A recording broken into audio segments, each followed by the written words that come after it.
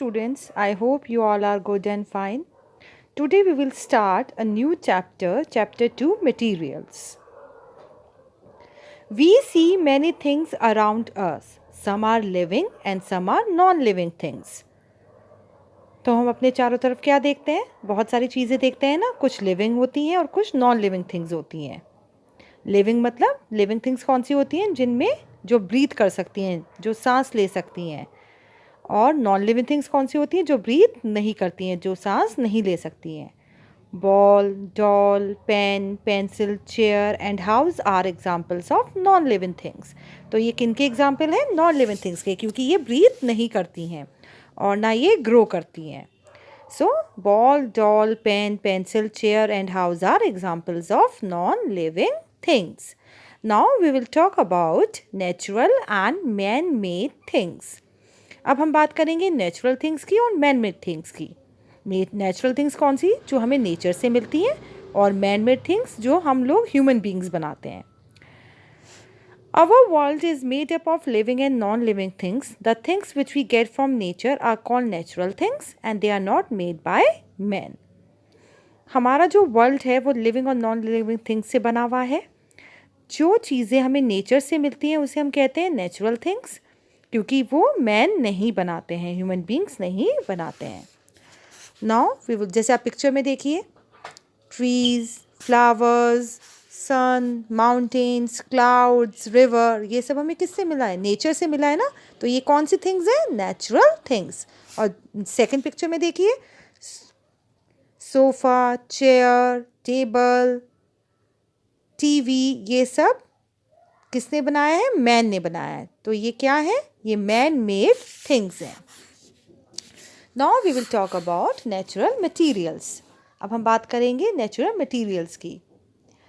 Soil, stone, water, iron, snow, silk, gold, wood, ये सब क्या है? मटेरियल्स हैं।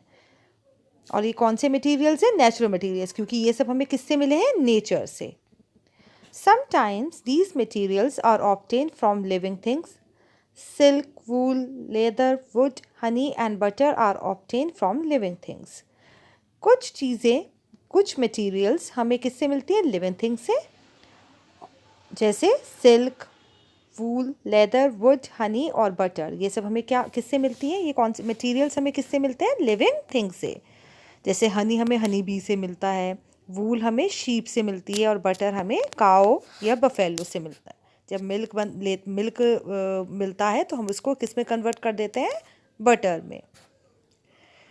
Man made materials. अब जो मटीरियल्स मैन बनाते हैं, ह्यूमन बींग्स बनाते हैं। Some of the man made materials are plastic, tiles, rubber, bricks, paper, paint. तो ये सब कौन से मटीरियल्स हैं? Man made materials, which is made by the man.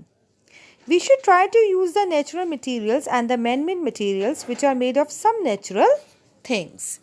It helps to reduce the storage of waste. हमें natural materials और man made materials का कोई यूज़ करना चाहिए। Which are made of some natural things, it helps to reduce the storage of waste. The materials made up of natural things get rotted and mix in the soil. जो materials हमें natural things से मिलते हैं वो जब सड़ जाते हैं, गल जाते हैं, तो वो किस में? मिट्टी में मिक्स हो जाते हैं। And some of the man made materials can be used. कुछ मैन मेड मटेरियल्स को हम लोग फिर से यूज़ कर सकते हैं। प्लास्टिक कैंस, मेटल यूटेंसिल्स और containers, glass bottles and cloth bags can be reused. ये सब चीज़ें एक बार यूज़ करने के बाद दोबारा यूज़ करी जा सकती हैं। Materials made up of paper, wood, rubber and some types of plastic can be recycled. और ये वो मटेरियल्स हैं जिनको रिसाइकिल किया जा सकता है। जैसे पेपर से हम लोग पेपर बैग बना सकते हैं, वुड से टेबल बन जाती है, फर्नीचर बन जाता है। रबर से, जैसे अब कोई टायर रबर का बना हुआ है, वो ख़राब हो जाए तो उसको दोबारा से रिपेयर किया जा सकता है ना। तो we can and some times of plastic can be recycled. तो ये सब वो चीज़ें हैं जो रिसाइकिल की जा सकती हैं, मतलब दोबारा से इनको यूज़ किया जा सकता है। Nowadays plastic is being use on a large scale all around us. आप देख रहे हो आज तक प्लास्टिक का कितना ज़्यादा यूज़ हो रहा है चारों तरफ। It is causing a big problem of pollution everywhere. और इस प्लास्टिक से क्या होता है? पॉल्यूशन होता है। So we should try to avoid or minimize the use of plastic at our home, office and in school. तो हमें प्लास्टिक का कम से कम यूज़ करना चाहिए. मिनिमाइज मीन्स कम से कम यूज़ करना चाहिए या अवॉइड ही करना चाहिए, यूज़ नहीं करना चाहिए. We should also keep in mind that the natural material should not be overused or wasted.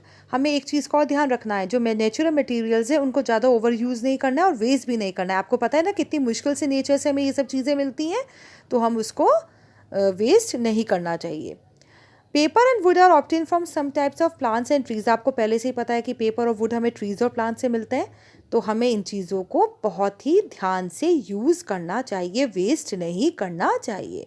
So we should use these things wisely. So students, you have to read this chapter 4-5 times. On Thursday, I will give you assignment of this chapter. Thursday को मैं आपको इस chapter के new words और fill in the blanks भेजूँगी. आप उनको EVS copy में करिएगा. Okay?